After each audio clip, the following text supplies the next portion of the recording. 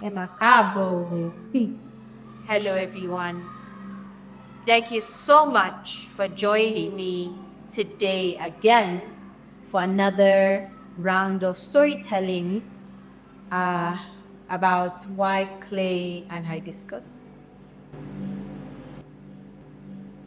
So, clay and hibiscus seem to be two very interesting products to bring together, but they actually are quite sensible to bring together. And this is why. So, actually, using the word hibiscus is not correct technically. I would prefer to use the word Roselle or hibiscus saprophyata, which is the more scientific name. But I'll use the word Roselle because it's actually called Roselle plant, carrying hibiscus plant. So the reason why my sister and I began AGBO ILÉ generally is to showcase products that are oak heritage and support the wellness of our community. Our community meaning our clients, those who work with us to produce and distribute these products, the artisans in our lives, and basically anyone whose world intersects with the products that we have on offer. So heritage and wellness is really important because there's a saying in my culture, Yoruba culture, that says, Omlani langbe laruke. So for me, and I'm sure many others like me, we were raised to not value what we had. We were raised to look outside for health, for wellness, for wisdom. And the older I've gotten, the more I realize that within we have a lot that we also can tap into to support our health and our wellness. And that is why we started AGBO ILÉ and Ojo Wellness Teas. So clay and hibiscus are two products that fit into the structure of heritage and wellness. Heritage because it is something that our ancestors worked on, evolved, and left as a legacy for us. And we see that legacy in the zobo drinks we grew up drinking.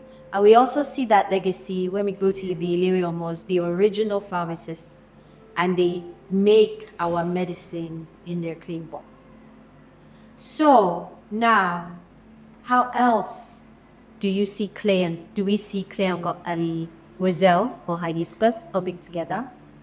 I would say, in very practical terms, I personally have wanted to grow a Roselle plant for the past couple of months. It's been on and off, not that successful. I've tried seedlings, I've tried seeds, it's not working.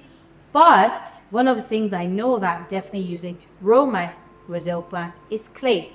And that is because when I was initially starting my backyard garden, I worked with an expert, and when I told him I wanted to grow some herbs to use in my kitchen, he adamantly said the best material to use is clay, and if you can't, use wood.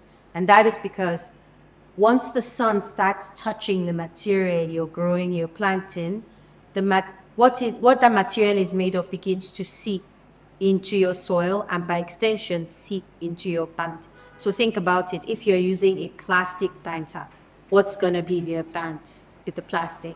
If you're using a painted planter, what's going to be your planter? The paint. But if you're using a clay planter, which has been tested and is made up of just minerals, healthy minerals, what's going to be your plant? Healthy minerals. And so clay is the best, I would say, one of the best, if not the best materials to grow your edible plants in. Of course, decorative plants, you can grow them anywhere according to your price point, according to your aesthetics, according to your care. But when it comes to wellness, a lot of times health supersedes aesthetics. health supersedes even taste. Because for you to be healthy, there are some certain things that we just have to follow. And that includes being very conscious about the vessel in which you're growing your plants. Another practical use of the clay meeting the Roselle is actually, clay is an amazing way to store your herbs. So first of all, I'm going to smell it, and I invite you to smell your Roselle zobo leaf next time you have it. It smells like Ribena. It's one of the best smells in the world, to be honest. Like, I love smelling it, especially when you just newly open up your package and you just have it in your nose. It's one of the sweetest smells you could ever have. And clay, in my own use and experience, has been amazing for storing dried herbs and spices, dried flowers for your health. It will keep it fresher longer, even more than glass. And even, funny enough, if you want to compare the fresh, like the storage qualities between pure terracotta and glazed, terracotta is better. It's just that with terracotta, you have to keep it dry. You can't have water touch it, because once water touches it, it enters into the body and it creates a humid space for your herbs and your dried plants. So, but terracotta is, I've used different ways of storage. I think it's the best use for your dry herbs. And that's why we have our spice jars, our dry spice jars. Let me show you. These spice jars were created especially to help with storage in the home. You can store your salt, you can store your zobo leaf, you can store your dried thyme, your dried ugu, your dried rosemary, anything dried. This is the best place to store it. Again, just keep it away from water, and it keeps it lasting long and fresh. So clay and hibiscus, clay and Roselle have a great relationship with storage. Another relationship between the both of them is you brewed your hibiscus. And do you drink your Roselle? And you drink. You can drink from anything, actually. You can drink from glass. You can drink from like the foreign glazed ceramics. But I think one of the things that bring me down to earth and bring me down to where I need to be is when I'm touching my clay cups and just like drinking my tea. There is just a sense of touching down to earth, a bounding that clay brings, especially unglazed clay out. No other material can bring you. No other material can bring you out. So if you want to bring hibiscus into your life more in a ritualistic way, I would advise that you use clay as a vessel of storage, but also as a vessel to imbibe it into your body, and even as a vessel to prepare it.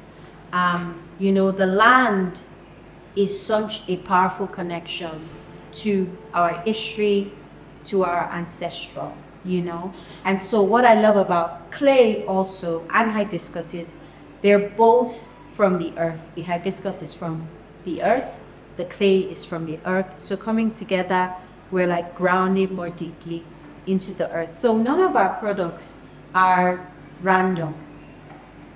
None of our products are random. We're very intentional in what we choose to showcase. I call it the clay pot lifestyle, the sanctuary lifestyle. We're very intentional what we choose to produce, what we choose to showcase, because the ultimate goal of all that we do is to connect us deeper with our ancestral. And why we want to connect us deeper is because from that root, we can now create and be innovative and be able to make a mark on the world as Yoruba, Igbo, Efik, Hausa, African, Black, diaspora, and make a mark that is grounded in the continuity of who we are, the continuity of who our ancestors were.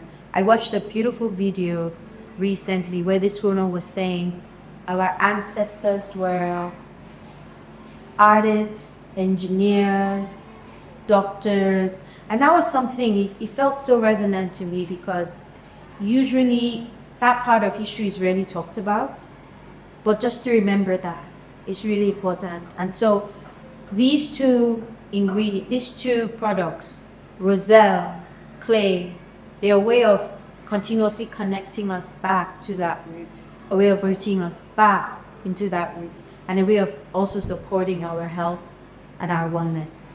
So I'll stop here. Thank you again so very much for joining me in this space. If you have any questions, I'm here for you. We want more people to adapt a lifestyle grounded in heritage and wellness. And I'm sending you so much love, and take care. Blessings.